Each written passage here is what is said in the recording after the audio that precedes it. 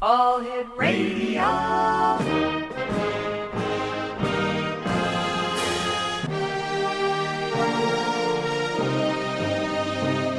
Welcome to the X Zone, a place where fact is fiction and fiction is reality. Now, here's your host, Rob McConnell.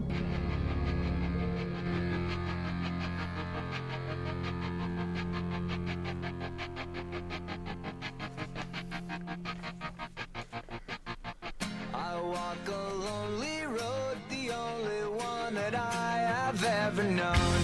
Don't know where it goes, but it's home to me, and I walk alone.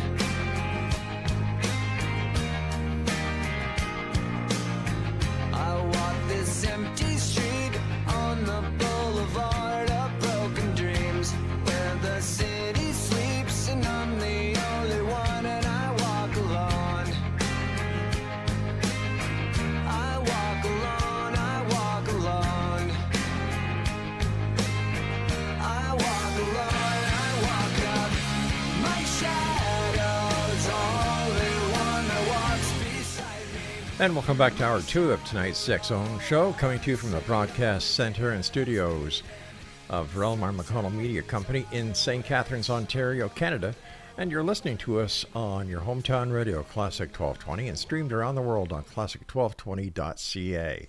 If you'd like to send me an email, xzone@classic1220.ca, and I get back to all our listeners as fast as I can. And thank you for your emails from all over. It's great having you as part of the X Zone Nation. My guest of the second hour of tonight's show is Craig Webb, and he is in Montreal, Quebec.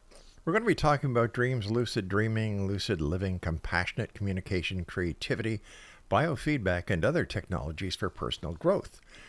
What else can I say about my friend Craig? Well, let's see. He's quite a guy. He has joined us many a times. He is also a widely traveled trainer and musical artist who has done pioneering lucid dreaming research at Stanford and designed peak performance devices distributed worldwide. His book, The Dreams Behind the Music, reveals a little-known dreams that inspired tremendous success for well over 100 famous artists and highlights principles and techniques for anyone who can use and harvest their own dreams and, come out with significant breakthroughs. Joining me now from Montreal is Craig Webb. And Craig, welcome back to the X Zone. How are you doing? I understand you've got quite a bit of storm going on down there, or you had one. Yeah, it'd be perfect for hibernation, getting some deep, long winter dreams here. I think 8 inches today. What happened to that thing called global warming, summer, and all those good things we're supposed to get? Well, you know what, Craig, it was pretty quiet and pretty warm at this end of the 401. But tonight, started snowing. We're expecting freezing rain, and it looks like winter is back to give us another kick in the teeth before we get back. Do you think it's like eclipse energy or something? You know what? A lot of people have asked me, Rob, what do you think about the eclipse? And I say, well, that's another eclipse. Well, aren't you excited? No. Don't you think anything weird is going to happen? Oh, yeah. A lot of people are going to be paying a lot of money for hotel rooms and all the gifts and everything else that goes with a tourist attraction. Not only do we have the falls down here, but now we have the eclipse, and they're expecting over 1 million new visitors here.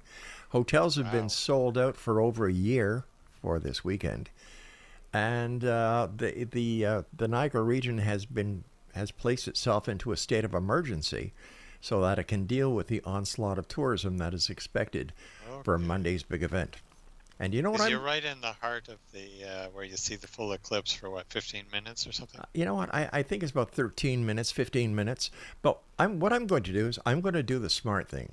I'm going to go into my living room, or if I'm called into the studio, I'll go into my office, turn on the TV, and watch it safely from the comfort of my own chair, whether at home or whether at work.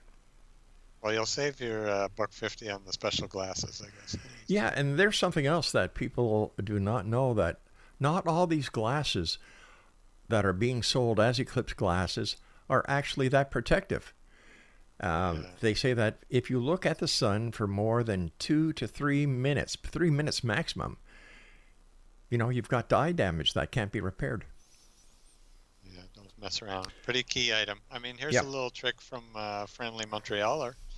If you want to kind of cheat out on the glasses, or if you're not sure if your glasses are safe, just take your iPhone in selfie mode and look Yeah. backwards at the sun. Well, here's a better idea. Just go down to the Sir Winston Churchill pub and have a nice cold brew while you're watching it on TV.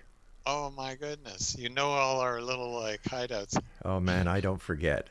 Big Larry used to be at the door at the Sir Winston my Churchill. gosh. Going way back when Steve Faragelli had his bar as long there. As he and never got kicked out. No, I never got kicked out. No, it was kind of easy. It was kind of really neat there, and I always had to behave because back then I was in the police force, and you really couldn't do anything wrong. And we used to go to Steve Faragelli's bar, and he had the barber chair there that you'd tilt back, and he'd mix a B-52 in your mouth, and then you sat up fast and swallowed.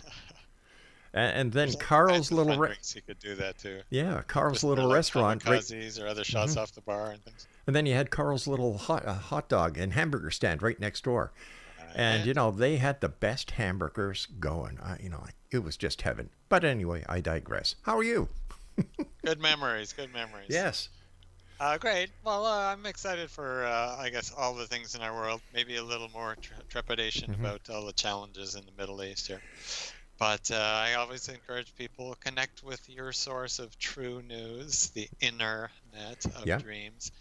And sometimes they'll guide us, protect, perhaps even like work out some kind of invisible networked plan where we can at least personally and maybe collectively grow greater peace.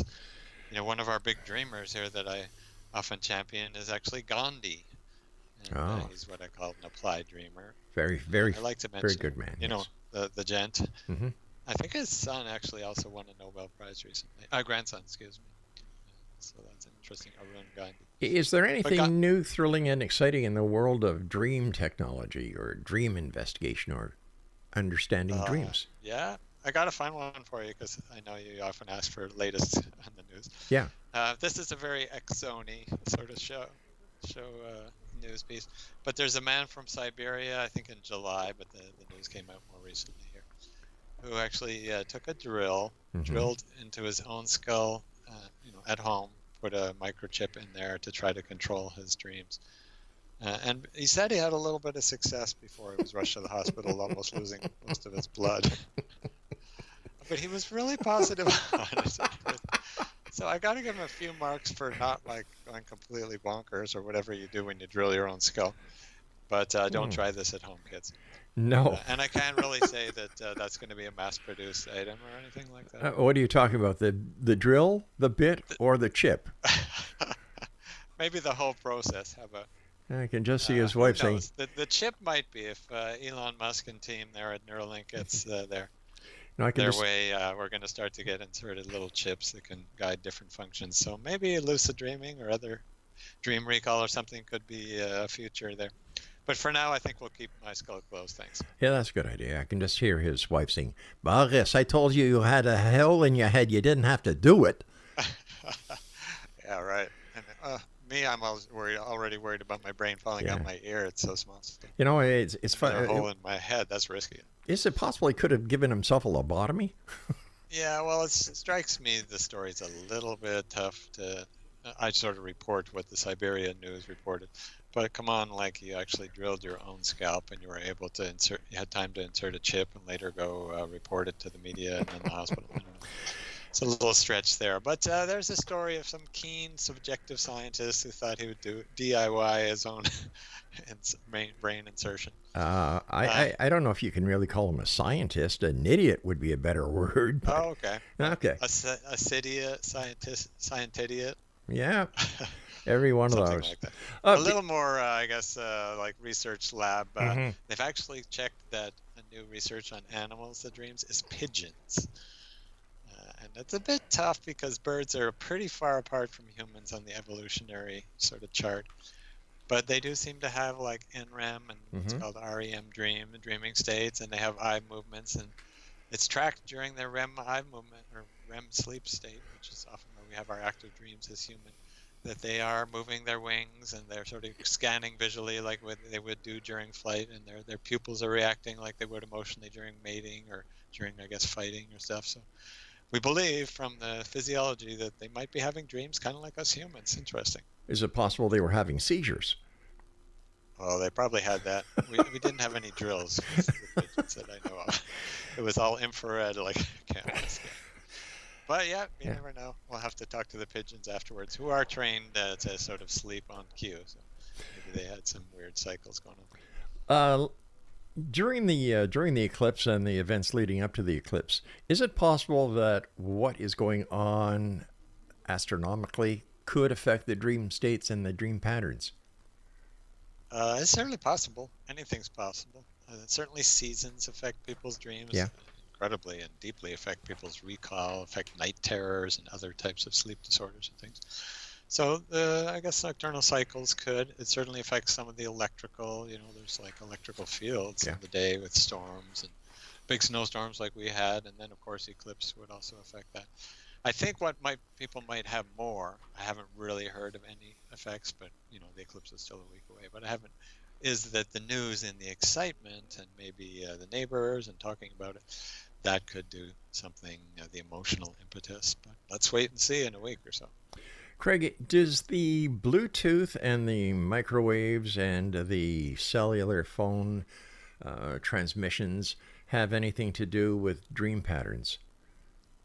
I haven't tested those specifically, and I don't know of any studies, but I have seen research on sort of light, 60 hertz light, which is kind of our fluorescent lamps here, which are flickering on and off. Not the incandescent bulbs, but LED or fluorescent lights.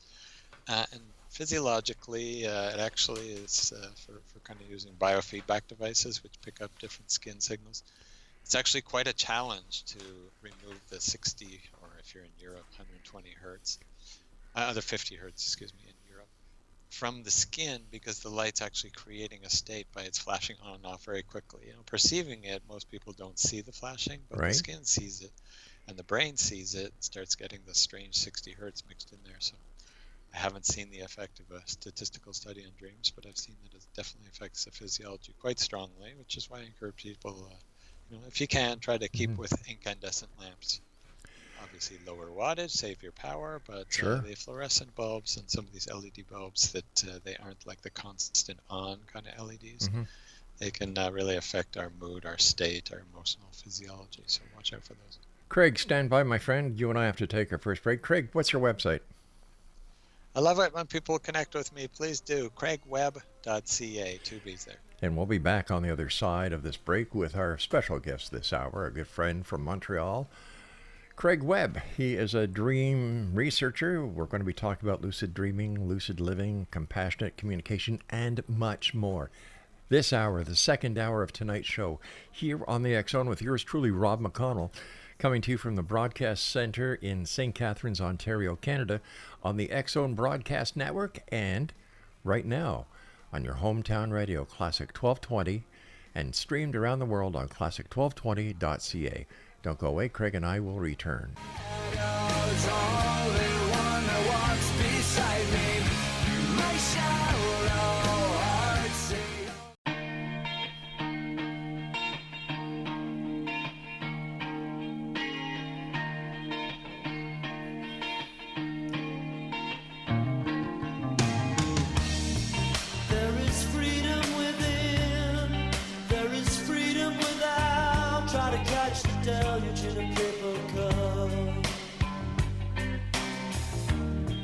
There's a battle ahead, many battles are lost, but you'll never see the end of the road while you're traveling with me. Hey now, don't dream it's over. Hey now, when the world comes in, they come to build a wall between. And welcome back. This is the X Zone. I'm Rob McConnell, and you're listening to us on the X Zone Broadcast Network on your hometown radio, Classic 1220, and streaming on classic1220.ca. My special guest this hour is Craig Webb. He is a dream researcher from Montreal, Quebec, and his website is craigwebb.ca. That's CraigWebb.ca. Craig, in the first segment of tonight's show, I had psychic Mark Anthony on, and he's a medium, and he's he's called the Psychic Explorer, and we were talking about reincarnation. Is there any connection that you're aware of where dreams and reincarnation are interrelated? Yeah, big time. Big time, big time. Well, I can give some examples, but we'll just talk generally a second. First of all, I find his name kind of interesting. I wasn't aware of it. Yeah, But he's one of the big musical dreamers in my book. J Lo's old husband, Mark Anthony. No, that's not that Mark Anthony. This Mark Anthony was known as the psychic lawyer because he is a bona fide psychic. He is a lawyer, I mean. And he has even presented cases in the Supreme Court in the United States. And he's been doing the mediumship under the psychic lawyer, I think. Well, this is our, 35th year doing the show. And, he was one of our very first guests. And, he's still in there. And now he's calling himself, and the media is calling him the Psychic Explorer because he investigates all realms of the psyche. I like it. Yeah. Well, I guess that skill would make it pretty easy to sort of connect with the afterlife, maybe deceased and things. Sure, but how does that work in your realm as a dream researcher? Have you found connections, or is there any documented research where there's a connection between people who claim to be reincarnated and any different or specific dream patterns that they have? One of the most interesting, and it's I don't know how much statistical research there is in that because it ends up being quite subjective. And right. I don't know if it gets the funding for that yet. Hopefully someday it will. But there's an incredible movie all about it. And I believe that movie is now free on YouTube. So if people want to check it out, it's called Yesterday's Children. And that story about Jenny, I forget her last name right now, but a woman from U.S. who, right. was just living her life, and then all of a sudden started dreaming of this old town in Ireland, very specific dreams. And she's an architect, so she drew the street name, the church in a very special shape, and a bunch of things, and didn't think too much of it until she started looking around on YouTube and seeing pictures from Google Maps, and then getting freaked out when she started having a woman's memory from then. Long story short, she dreamt that in another life, apparently, she was a woman who had to let go of her children, even though she promised she wouldn't, but it was like family abuse kind of thing. And she sort of promised and broke the promise because she had to let her children go to foster homes, and then she died. So oh my goodness. In this life, she got the message, go back to Ireland, find the children, and heal it. And, that's a bit of a jump for the husband who's going to finance the plane ticket, take care of the kids, et cetera, et cetera. Right. But she did it, and they found the same street name, the exact steeple that she drew, and, they went to the old records in the church, found this name, Jenny. Now I forget her last name, but anyways, people can look it up. One thing led to another, and they finally found out that 3 of the children, I guess a few children, but 3 of them were still alive, very old, obviously. So imagine like a maybe 30, 40-year-old woman meeting her, 80-year-old children. Like it's a weird one. But it actually, they sort of took it as true, remembered, and there was enough sort of fairly, I guess, loosely, subjectively provable things of the drawings, the street names, the very specific townsfolk and stuff, that people trusted that there was some kind of connection. So I've seen many of those anecdotal.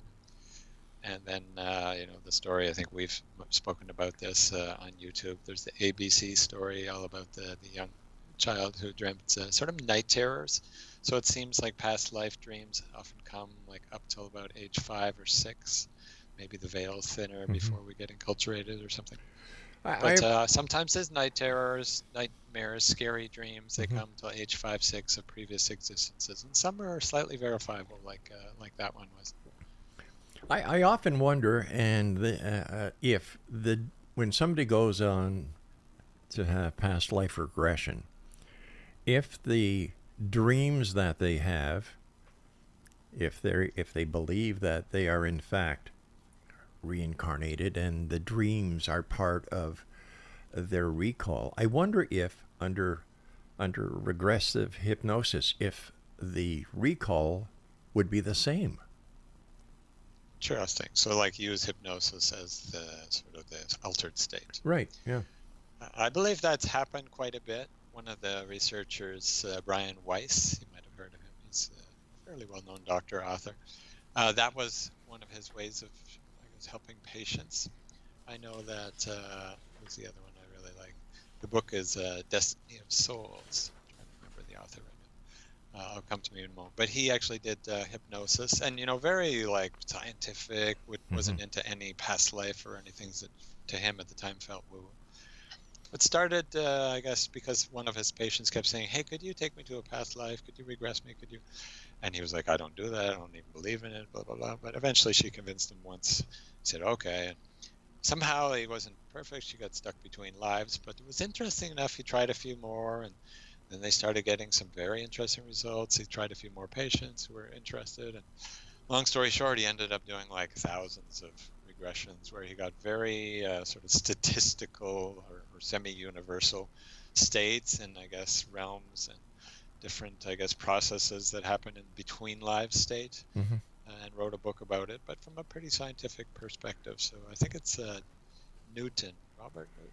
I can't remember his first name, but Newton is the author there. Check out Destiny of Souls.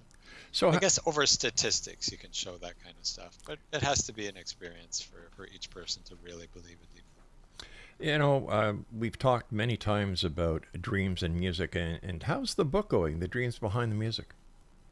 Very well, thanks.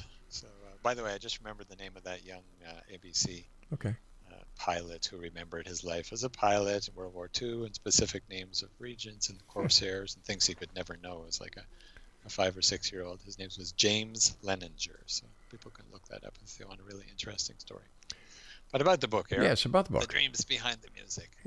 First of all, my two passions kind of wed there, music and dreaming, lifelong passions. So that's kind of what motivated that project. And so I continue to research, explore, interview, find new stories.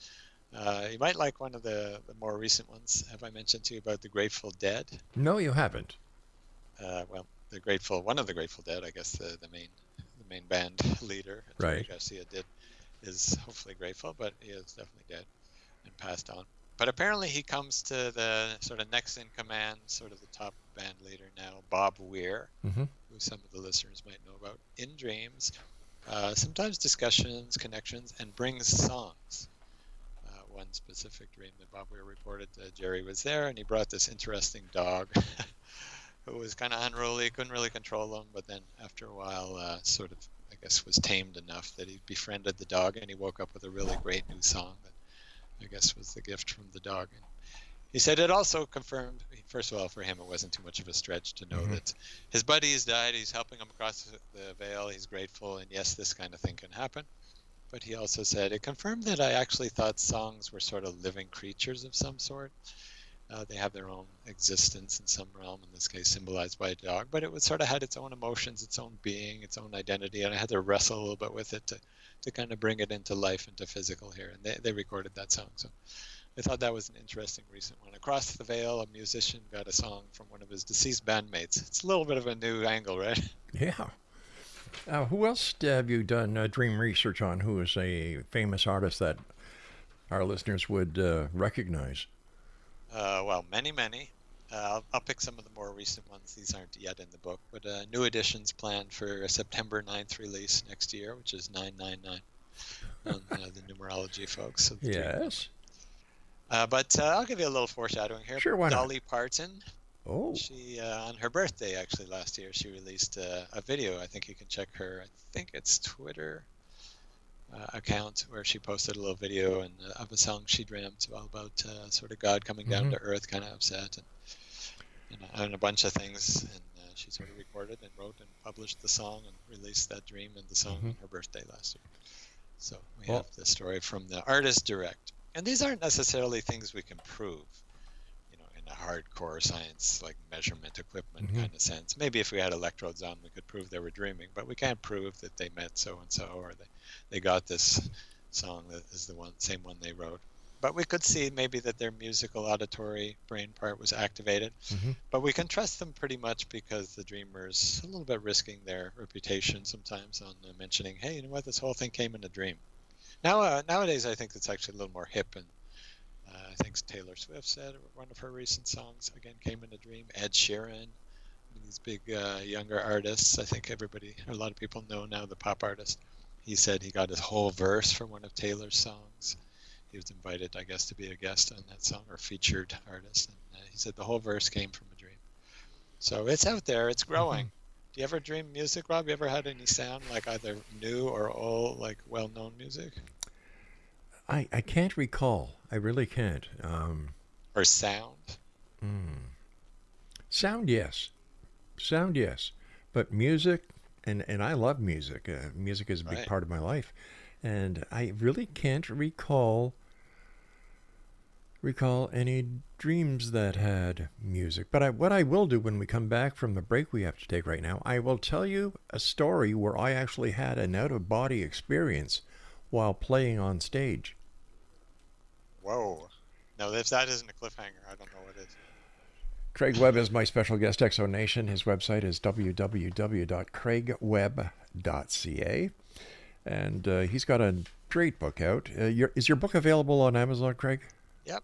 Or just go directly to dreamsbehindthemusic.com, or just search that title on Amazon. And it's going very well. It's all 5 stars there. Well, people really seem to like it, so I'm grateful. Congratulations, my friend. You're a hard worker, and you deserve nothing but the best.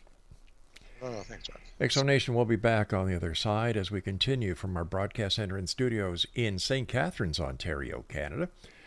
And you're listening to the Exxon Broadcast Network, and tonight we're coming to you from your hometown radio, Classic 1220, and streamed around the world on classic1220.ca. Don't go away. There is freedom within, there is freedom without. Try to catch the deluge in a paper cup. There's a battle ahead, many battles are lost, but you never see the end of the road while you're traveling.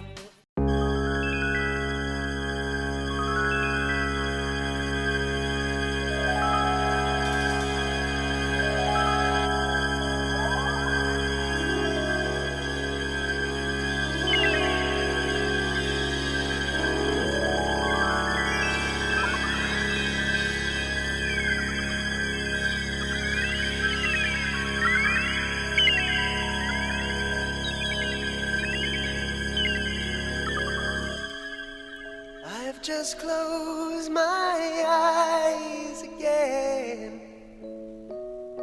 Climbed aboard the Dreamweaver train. Trying to take away my worries of today and leave tomorrow behind. Welcome back, Exo Nation. This is Rob McConnell. We're coming to you from our broadcast center and studios in St. Catharines, Ontario, Canada, on the Exxon Broadcast Network, and we're coming to you on our affiliate in St. Catharines, Classic 1220, and streamed around the world on classic1220.ca. Craig Webb is my special guest, and his website is craigwebb.ca. Now, before we get to Craig, if you'd like to find out all about the Exxon Broadcast Network and all the other shows that we produce, they're all on that site. You can listen to as many as you want, free of charge. There's no surprises, nothing. The website is xzbn.net.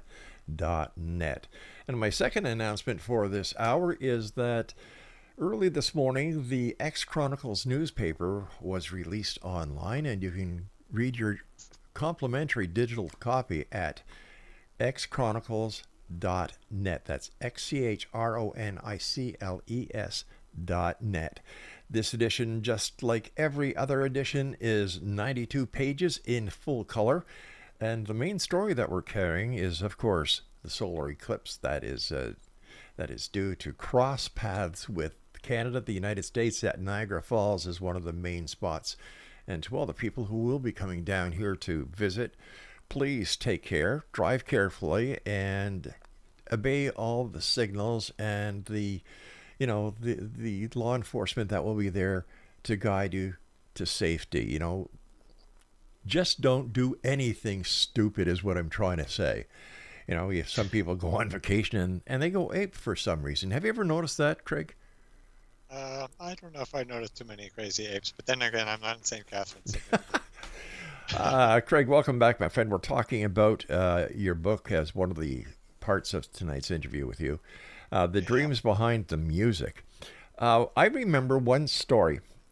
Well, let's backtrack here. When I was young, I used to play in one of the first Beatle clone bands that did the Montreal Sorel circuit.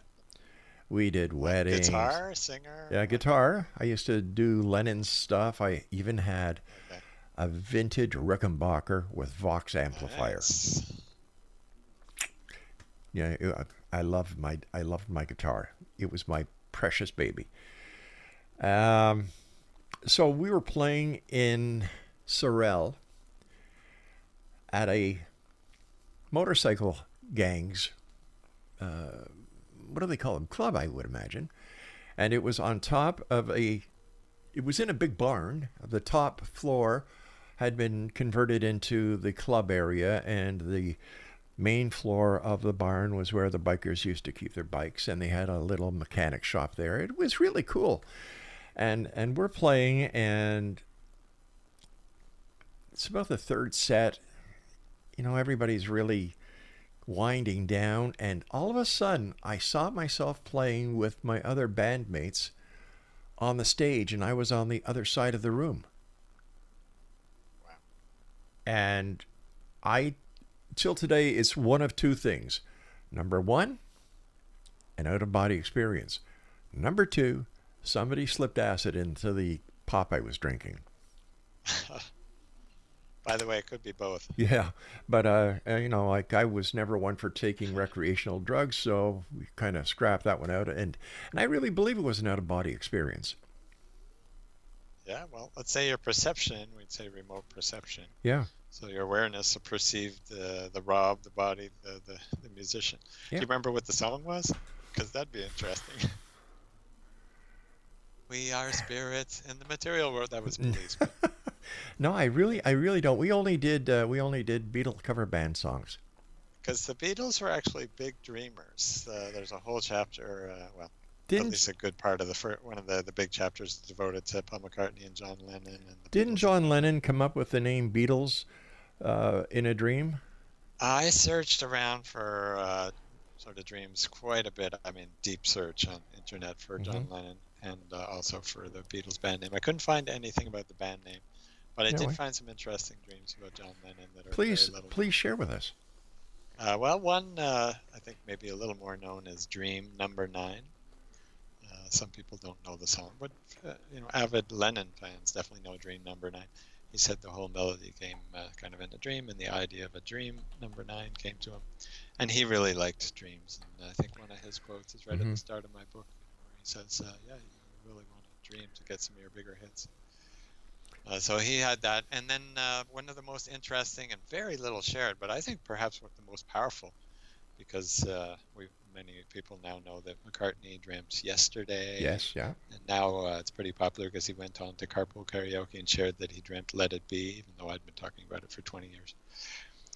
But there's a pretty little known one where both Lennon and McCartney had a powerful dream, pretty close to the same dream, what I call mutual theme, the same day while they were songwriting, I guess, over at Paul or John's home. And Paul had the recurring dream of digging up tin cans, rusty old cans in his backyard for a long time. So he had that. And that day he had the same one, except now it was like really shiny metal cans and gold coins, not just like garbage. He's like, wow, I had this very strange version of my recurring nightmare, but it was pretty positive today. I felt great about it. So Lennon said, well, that's super freaky. It's like, oh my goodness, Paul, that's crazy because I dreamt the same thing, man. And he had, digging up old cans in the backyard with gold coins. And said, oh my goodness, I don't know. We have this on the same day. And McCartney kind of adds a little footnote. He says, you could say perhaps it sort of came true because we did end up working together, had the same visual dream happen in our lives, and then we made lots of gold, Forgive my bad accent, Liverpool folks. But I like the idea that maybe a dream inspired their whole partnership to continue, because after Hamburg and some of their early tours, they're thinking, I don't know, do we continue the band or anything? But when they saw that there was this kind of synchronicity, maybe lots of gold in the future, and some of the great songs that came in his dreams, they said, yeah, let's do it. So there's a little known one. Have you heard that? No, I haven't. But you see, I put a different spin on the dream and its meaning. When it was cans being buried in with gold, right? Well, that was the dream they had together. Okay. Before that, it was just rusty old cans. In the Well, backyard. you see, rusty old cans, in my interpretation, would mean that they were working on a song, and the song wasn't right yet, and they couldn't put it in the can. And that's what you do with the recordings. You put them in a can, right? The masters. Yeah, So back then it was actually like a big metal tin, by the way. right. Right? Okay. So let's take the dream that he had between them, and the gold in the can. The record was a hit. A gold song, gold record Right. kind of song. Golden Slumbers. Very nice. Yeah, that's how I get it. I like it. yeah. Either way, it kind of foretells some pretty bright future if they continue. It does. And what about them both having it the same day? Because that usually is a pretty strong wink to listen to the stream. Was that just luck, or what do you? I don't think it was luck. I don't think it was luck. I think that there's a lot that has yet to be discovered, whether it is, ESP, whether it's, dreaming the same dream in the same day. Oh, in fact, didn't you tell me once about a couple that had a dream together? Well, it's not actually too uncommon. Just Yeah. for all our listeners there, check with your partner, your significant other, or I guess the person you're seeing, especially if you sleep together. But even if not, it's because people who are bonded emotionally often have what I call mutual theming. It might not be like exact video copy of their dream from a different perspective. Once in a while it is actually, but mostly it's sort of a similar theme. The same character was there, or a location, like a setting, or maybe a strong series of colors was the same. And if you check, you'll find that it's actually like weekly. People are really surprised when they start checking regularly. But some specific ones. Yeah, one of my students said, I want to try this new lucid dreaming stuff that Craig has taught us, because I lead classes. Yeah. And he sort of tried a few times, and he said, I want to go and meet this other classmate. And they gave permission, so I can say her name was Mika. I want to go meet her in a dream and kind of do something crazy, and maybe see if we can get some proof here that mutual dreaming or combined dreaming exists. Long story short, he put his hand on the doorknob to put out the dogs in the middle of the night like he normally did, and the doorknob fell off. And so he kind of said, whoa, wait a minute, that's not a normal doorknob, this must be a dream. Flew up into the sky and said, oh yeah, I want to go visit Mika. Flew across, I guess, the atmosphere. Where was it? And he sort of got the idea, San Francisco. I'm not sure he knew what city she lived in, but that was correct. So flew over there, landed, and ended up seeing a street name. Said starts with L-E-L-A-L-E-A, something like that. I don't know the whole name, but that's what I remember. This old Asian gentleman. And he said, hi, do you know where I can find Mika? Don't forget it's a lucid dream, so you can control it a bit. And he said, oh yes, just down this road. And the old Asian man pointed him to go. So he flew down and noticed the number on the door, the apartment number 2, which has changed now, so it's safer. Went inside. Long story short, ended up finding a whole bunch of stuff that he verified, or at least wrote about and sent to me privately, even before contacting the other dreamer. I asked the other dreamer, in a sort of pseudoscientific way, sort of just getting their personal accounts. Hey, did you have any dreams last night? What's the address? What's the number on your door? Do you have a number? What's the name of the street? A few things I didn't even know. Right. And it turns out the street was, people can check this, Leavenworth in San Francisco. I don't even know that street, but apparently that was the right street. 2 was the right apartment. Some of the things located in the apartment were the same. The picture that he saw in the vestibule was an old Asian man.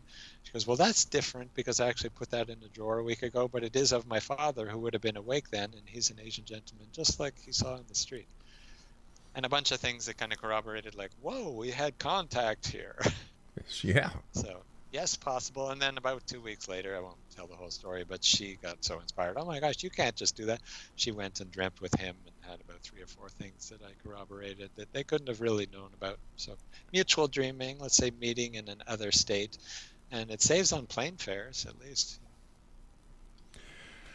It sure does. And saving on anything these days with the price of gas going up, food going up, air travel is going up, everything is going up. And it's a great idea to save wherever you can, right, buddy? That's what I say. All right, stand by. We've got economic dreams here. Economic dreams. There you go. Dreaming You for and I dollars. That's a good topic for after the break. You and I have got to take our final break for this hour. Exonation Craig Webb is my special guest, www.craigwebb.ca. And we're going to continue talking about dreams, out-of-body experiences, and who knows what else. And of course, we have to check in with Craig about his latest inventions and his filmmaking as well. Busy guy. We'll be back on the other side of this break as we continue here on the X Zone Broadcast Network, and we're coming to you from our St. Catharines affiliate. Geez, I forgot where we were. We'll be back.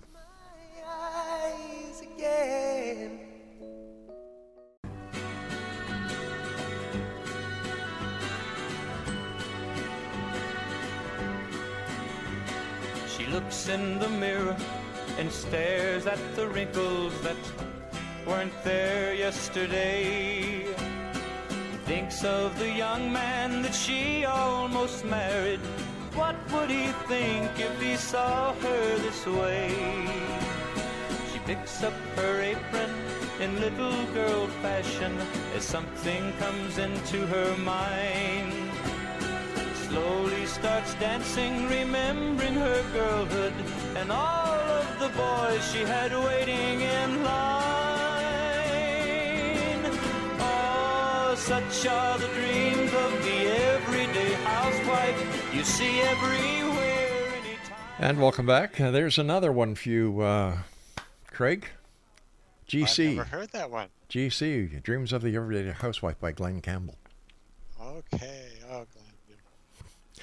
Craig Webb is our special guest, Exonation. He is a dream researcher. He's also a musician. He's an inventor. And he is an author. And he's also a filmmaker, a busy man in Montreal. His website, www.craigwebb.ca, and we're coming to you here on the X Zone Broadcast Network from our broadcast center and studios in St. Catharines, Ontario, Canada, on your hometown radio, Classic 1220, and streamed around the world on classic1220.ca. And don't forget, you can always go to the X Zone Broadcast Network at xzbn.net and check out all the great programming we have for you, 724, 365 with our compliments. Craig, you and I were briefly talking about something called Dreaming for Dollars. Tell us more about that.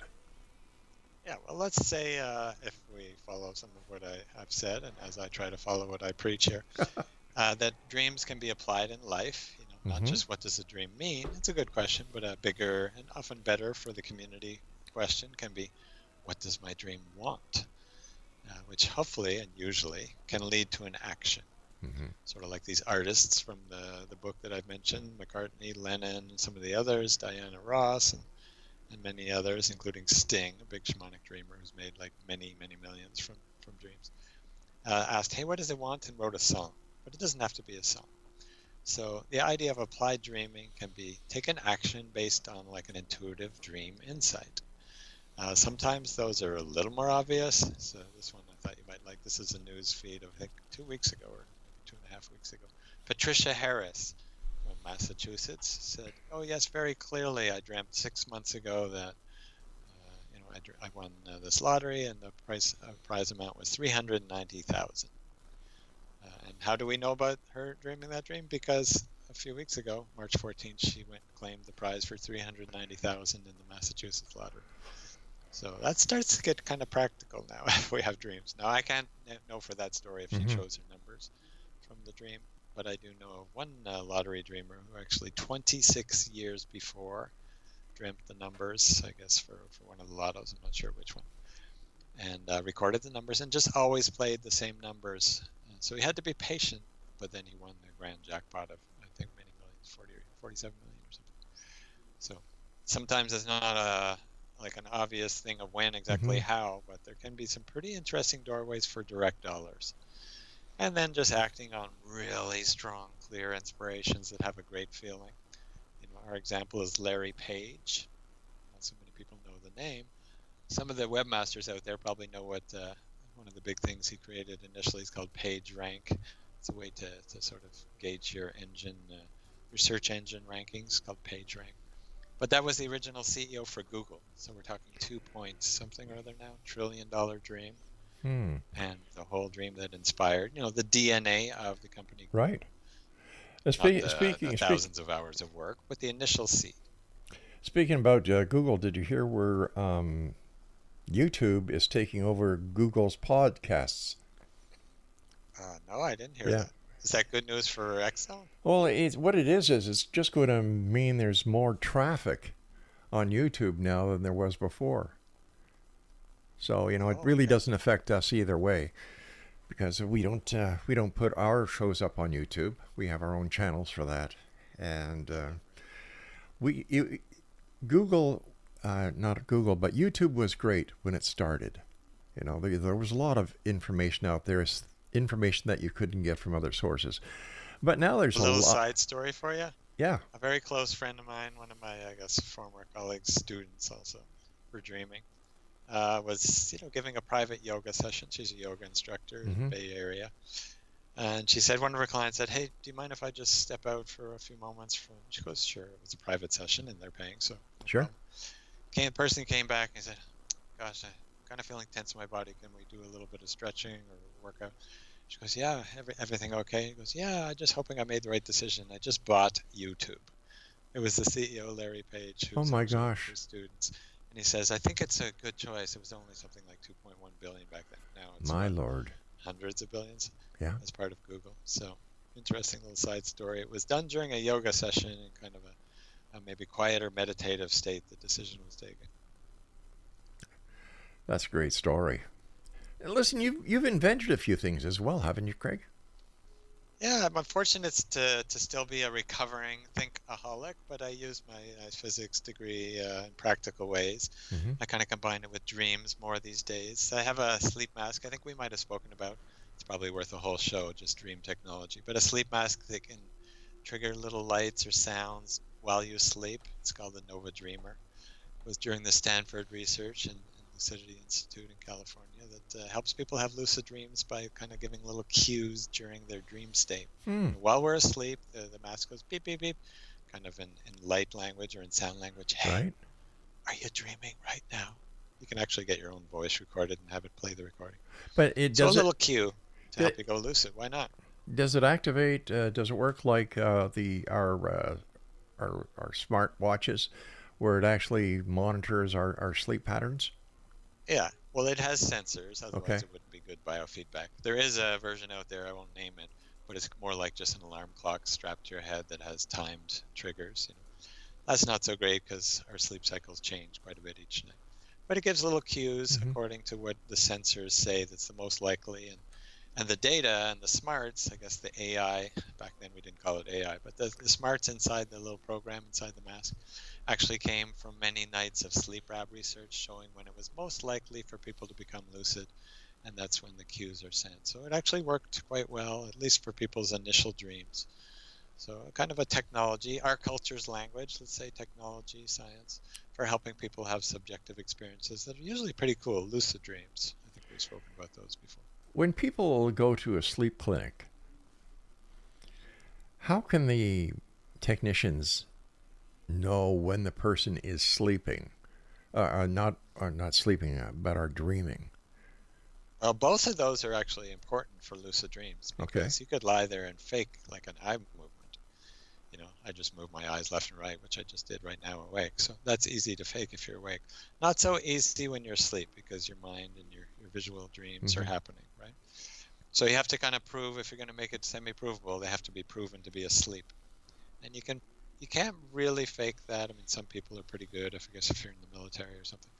But mostly you have muscle tonus at all times, which means there's a certain kind of energy, little electrical signal, about 200 to maybe 800 hertz, depending a little bit which muscle, for those who are interested. But a little signal that's always going on in every muscle when you're awake, even if you feel relaxed. Let's say you put electrode on your chin, which we often do in the sleep lab, and you'll see a little kind of bzzz kind of signal. I'm making a sound of what's an electrical signal. But if that signal goes pretty much to zero, then you can prove that the person's asleep. Their consciousness is really left, the muscle is beyond relaxed. So if you get low, like almost zero muscle tonus, at the same time as you get a pre-agreed upon eye movement, let's say left, right, left, right, left, right, or some kind of signal, it's extremely rare just by random. then you know, hey, wait a minute, the person's actually asleep, and yet they just did this extremely rare signal that we agreed upon before they went to sleep. Oh, they must know that they're dreaming. So that's how lucid dreaming was proven. Something I've Interesting, noticed. huh? Yeah, it is. You know, I We should get you hooked up. I'd already gone through 3 of them. Three lab sleep recording. slimmings. Yeah, because I have to use a CPAP now, and I have been for 3 or sure. 4 years. Actually, 5 years. I'm sorry.